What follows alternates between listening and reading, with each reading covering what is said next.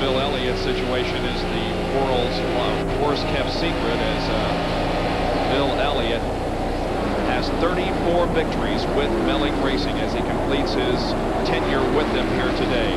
First win was back in 1983 at Riverside. Some of the highlights, of course, the Winston Million that we showed you on ESPN at Darlington in 1985. Won his second Daytona 500 in 87.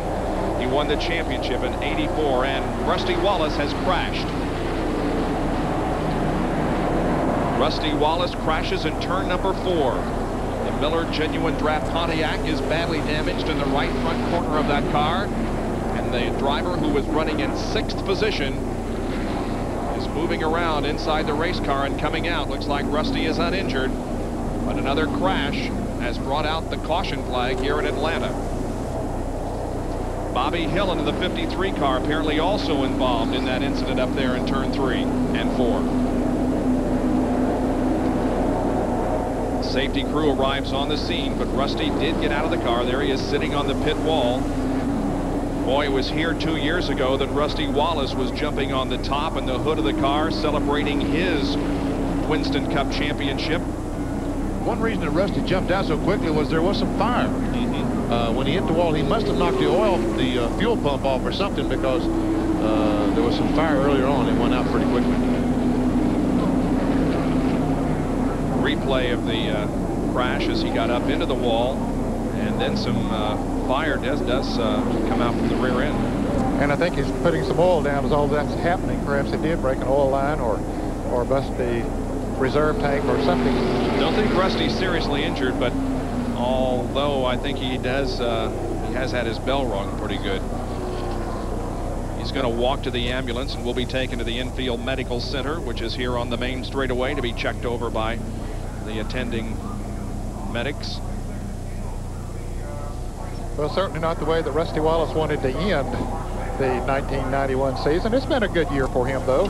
First year for the Roger Penske team to have 2 victories, and came into this race 10th place in the point standings, and I think he'll stay there. He was far enough ahead of Bill Elliott, who is in 11th place, that he doesn't have to worry about losing, getting out of the top 10.